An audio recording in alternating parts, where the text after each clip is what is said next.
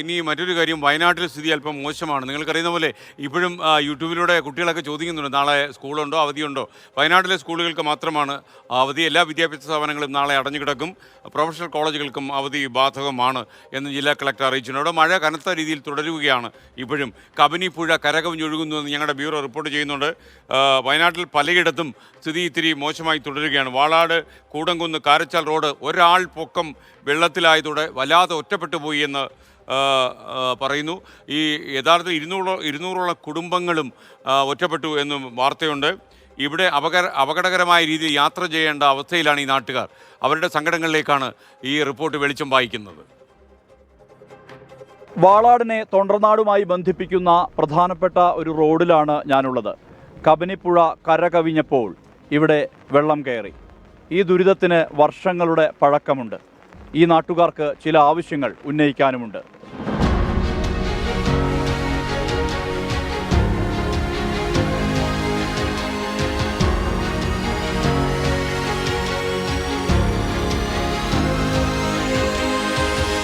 മഴ കനത്തു പെയ്തു.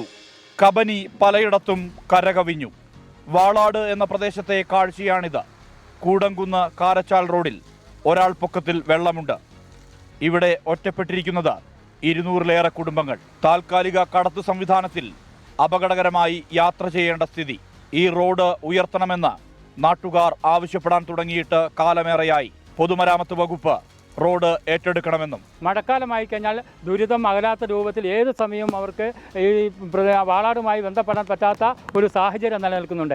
അതുകൊണ്ട് തന്നെ അടിയന്തരമായിട്ട് ഈ റോഡിൻ്റെ വിഷയത്തിൽ PWD ഏറ്റെടുക്കുകയും മന്ത്രിയും അതുപോലെ തന്നെ MLA എല്ലാം ബന്ധപ്പെട്ടുകൊണ്ട് ഈ റോഡ് 2 മീറ്റർ ഹൈറ്റ് ഉയർത്തി അതിന് കൾവെട്ട് നിർമ്മിച്ച് പുനർനിർമ്മാണം നടത്തിയാൽ മാത്രമേ മഴക്കാലത്ത് ഈ റോഡ് ഉപയോഗയോഗ്യമാക്കാൻ വേണ്ടി സാധിക്കുകയുള്ളൂ. അതിനുള്ള സത്വര നടപടികൾ സ്വീകരിക്കണമെന്നാണ് ഞങ്ങൾക്ക് സൂചിപ്പിക്കാനുള്ളത്. റോഡ് നവീകരണത്തിനായി ത്രിതല പഞ്ചായത്തുകൾ ഫണ്ട് മാറ്റിവെക്കാറുണ്ട്. ഈ ഫണ്ട് കൊണ്ട് റോഡ് ഉയർത്തുക എന്നത് സാധ്യമല്ല. സംസ്ഥാന സർക്കാരിൻ്റെ ഇടപെടൽ തന്നെ ഇതിന് വേണം. ഒരു ഭക്ഷണ സാധനങ്ങൾ പോലും കൊണ്ടുകൊടുക്കാൻ പറ്റാത്തൊരു സാഹചര്യമാണ്. ഇതുപോലെ റെസ്ക്യൂ ടീമും അതുപോലെ നമ്മളെ നല്ലവരായ നാട്ടുകാരും ഒത്തുചേർന്നുകൊണ്ടാണ് ഞങ്ങൾക്ക് അവിടെ ഭക്ഷണ സാധനങ്ങളൊക്കെ എത്തിക്കുന്നത്. അതുപോലെ ഞങ്ങൾക്ക് എത്രയും പെട്ടെന്ന് പഞ്ചായത്തു നിന്നും ബ്ലോക്കിൽ നിന്നും ജില്ലയിൽ നിന്നൊക്കെ ഏകദേശം 10 ലക്ഷം 20 ലക്ഷം രൂപ വെച്ച് ഞങ്ങൾക്ക് ചെയ്യാൻ സാധിക്കുന്നുള്ളൂ. അതുകൊണ്ട് മന്ത്രിയോ അല്ലെങ്കിൽ ഇതിന് വേണ്ടപ്പെട്ട ആളുകൾ ഇടപെട്ട് ഞങ്ങൾക്ക് ഈ റോഡ് സൗകര്യം ചെയ്തു തരണമെന്ന് മാത്രമാണ് ഞങ്ങൾക്ക് ഈ അവസരത്തിൽ അഭ്യർത്ഥിക്കാനുള്ളത്. വാളാട് നിന്ന് തൊണ്ടർനാട്ടേക്ക് എളുപ്പത്തിൽ യാത്ര ചെയ്യാവുന്ന വഴിയാണിത്. അടുത്ത മഴക്കാലം എത്തുന്നതിന് മുമ്പെങ്കിലും ഇതിനുള്ള നടപടി ഉണ്ടായിരുന്നെങ്കിൽ എന്നാണ് ഇന്നാട്ടുകാർ ആശിക്കുന്നത്. ഈ അപകടകരമായ യാത്രയ്ക്ക് ഒരു ശാശ്വത പരിഹാരമുണ്ടാകണം. സർക്കാരിൻ്റെ ശ്രദ്ധ ഈ നാട്ടിലേക്ക് പതിയണം. മനു ദാമോദരനൊപ്പം സുർജിത് അയ്യപ്പത്ത്, 24 വയനാട്. പൊതുജനം കഴുതയല്ല സാർ. നിങ്ങളിപ്പോൾ കണ്ടല്ലോ, താൽക്കാലികമായൊരു കടത്ത സംവിധാനമാണ് ഇവിടെ ഉള്ളത്. ഇങ്ങനെ അതിസാഹസികമായി യാത്ര ചെയ്ത് എത്ര കാലം ഇങ്ങനെ ജീവിക്കാൻ കഴിയും എന്നാണ് ഇവിടുത്തെ പാവം ജനങ്ങൾ ചോദിക്കുന്നത്. അവർക്ക് കുറേ കാര്യങ്ങൾ, കുറേ പ്രതികരണങ്ങൾ ഇക്കാര്യത്തിലുണ്ട്. ഞങ്ങൾ ക്യാമറ അങ്ങോട്ട് തിരിക്കുകയാണ്. ഏകദേശം ഒരു 100-300 മീറ്റർ റോഡ് ഒരു 2 മീറ്റർ ഉയർത്തി കഴിഞ്ഞാൽ ഈ പ്രശ്നത്തിന് ഒരു ശാശ്വത പരിഹാരമാവും. മന്ത്രിയുമൊക്കെ ഇടപെട്ട് എത്രയും പെട്ടെന്ന് ഈ ഒരു റോഡ് പുനർനിർമ്മിച്ച് തരണമെന്നാണ് ജനങ്ങൾക്ക് പറയാനുള്ളത്. സേഫ്റ്റി ഇല്ലാത്ത ഇത്രയും പാർക്കിൽ നിന്ന് കൊണ്ടുവന്നൊരു ബോട്ടാണ്. അതിലാണ് ഈ കയറ് കെട്ടിയിട്ട് ഇങ്ങനെ നേരം വെളുത്ത് വൈകുന്നേരം വലിച്ചിട്ട് ആളുകളെ അപ്പുറം കടത്തുന്നത്. അപ്പം ഒരുപാട് ഉദ്യോഗസ്ഥന്മാരോടൊക്കെ നമ്മൾ പരാതിപ്പെട്ടിട്ടെങ്കിൽ ഇതുവരെ എന്തായിട്ടില്ല, ഇതിനൊരു തീരുമാനം ഉണ്ടായിട്ടില്ല.